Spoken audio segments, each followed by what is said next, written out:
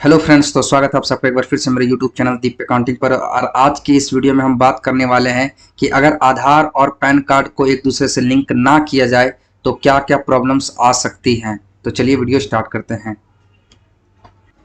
अगर आधार को pan card से लिंक नहीं किया जाए तो क्या होगा कि 31 मार्च जो है अभी इसका लास्ट डेट है। 31 मार्च तक अगर आप इसमें लिंक नहीं करते हैं तो आपका पैन जो है वो इनऑपरेटिव हो जाएगा। इनऑपरेटिव, ठीक है। इनऑपरेटिव का मतलब क्या होगा कि आपका पैन जो है वो किसी काम का नहीं रहेगा। तो उसके पहले हमको क्या करना है, सबसे पहले तो हमको आधार कार्ड और पैन कार्ड को चेक कर लेना है। अगर लिंक है तो ठीक है, अगर लिंक नहीं है तो उसको हमको लिंक कर लेना है, ठीक है। तो आज का जो वीडियो का हमारा टॉपिक, अगर लिंक नहीं करे तो क्या क्या प्रॉब्लम आएगा। तो सबसे पहले क्या है, यहाँ पे लिखा है the person shall not be able to file income tax return using the inoperative PAN. यानी कि जो भी आदमी है, जो भी पर्सन है, उसका अगर आधार कार्ड पैन कार्ड लिंक नहीं रहा तो वो आईटीआर फाइल नहीं कर सकेगा, सबसे पहले चीज। उसके बाद सेकंड में क्या है, pending returns will not be processed. मान लीजिए कि हम आईटीआर फाइल किए अपना, मान लीजिए हम फेब मंथ में हम आईटीआर फाइल किए और हमारा जो है वो अभी तक आधार और पैन जो है वो लिंक्ड नहीं है और वो आईटीआर जो है वो प्रोसेस्ड नहीं हुआ है। तो 31 मार्च तक अगर प्रोसेस्ड नहीं हुआ है तो वो आगे प्रोसेस्ड होगा भी नहीं। वो पेंडिंग रिटर्न जो है वो प्रोसेस ही नहीं होगा क्योंकि आधार पैन जो हमारा लिंक नहीं हुआ रहेगा।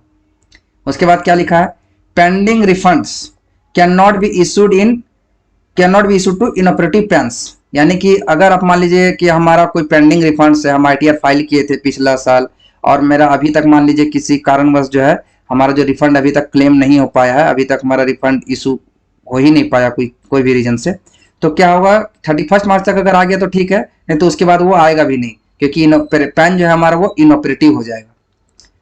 उसके बाद क्या है, pending proceedings as in the case of defective returns can not be completed once the PAN is inoperative. मान लीजिए आप कोई रिटर्न लगाए आईटीआर 1, सपोज आईटीआर 1 आप रिटर्न लगाए हैं यहाँ पे, और मान लीजिए आपको पता चला कि वो रिटर्न जो है वो डिफेक्टिव रिटर्न हो गया या कोई कुछ भी उसमें जो है उसमें मेरा काम करना रह गया, तो आप उसमें कुछ उसका पहली बात तो रिवाइज रिटर्न भी नहीं लगा सकते हैं।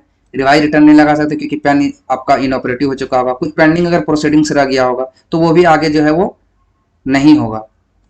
उसके बाद क्या है, tax will be required to be deducted at a higher rate. यहाँ पे मेन चीज जो है ये चीज ध्यान रखिएगा, हायर रेट, ठीक है। इफ पैन बिकम्स इनऑपरेटिव, जैसे कि मान लीजिए टीडीएस जो काटती है एम्प्लॉयर जो काटता है टीडीएस, या फिर हम लोग जो रेंट वगैरह पे करते हैं किसी को तो टीडीएस काट करके पे करते हैं। तो मान लीजिए सामने वाला पार्टी जो है उसका जो है वो आधार पैन लिंक नहीं है, तो पैन क्या होगा, सबसे पहले तो इनऑपरेटिव हो जाएगा, यानी पैन कोई काम का नहीं रहेगा।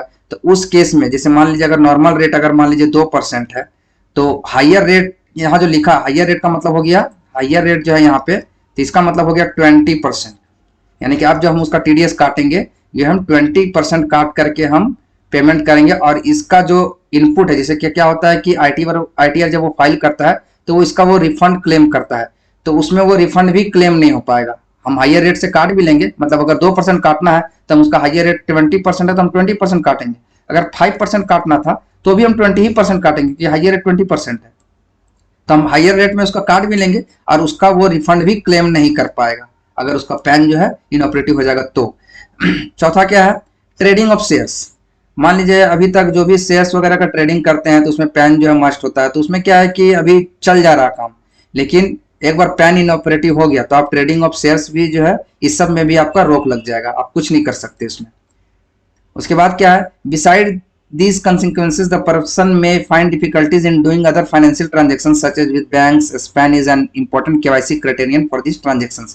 यानी कि कोई भी आपका फाइनेंशियल ट्रांजेक्शन जो भी होता है पैन से, जैसे कि बैंक से आप मान लीजिए कोई ट्रांजेक्शन करते हैं 49,000 के अबव 50,000 लाइक, तो उसमें आप क्या होगा कि आपका पैन चूंकि इनऑपरेटिव हो जाएगा तो आपका जो फाइनेंशियल ट्रांजेक्शन जो भी होता है वो सब में आपका रोक लग जाएगा, आप कुछ भी ट्रांजेक्शन नहीं कर सकते हैं। अच्छा, और एक चीज, अगर आपका इनऑपरेटिव पैन अगर आपका इनऑपरेटिव हो गया तो दूसरा कारण यह भी होगा, अगर आप उसको यूज कर रहे हैं जबरदस्ती कहीं पे तो आपको 10,000 तक का फाइन भी होगा, फाइन लग जाएगा 10,000 तक। अभी क्या है कि अभी आपको आधार और पैन जो लिंक होने का इसका फाइन है 1,000 रुपया में आप उसको लिंक करा सकते हो। पहले क्या था, फ्री में होता था, फिर 500 फीस आया, फिर आया 1,000।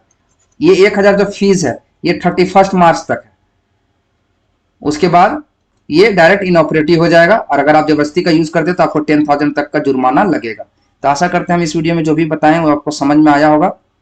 और अगर आपका पैन और आधार लिंक नहीं है तो वो आज के आज आप जरूर से जरूर किसी भी हाल में करवा ही लीजिए, नहीं तो आगे आपको दिक्कत होगी, ये तो 100% तय है।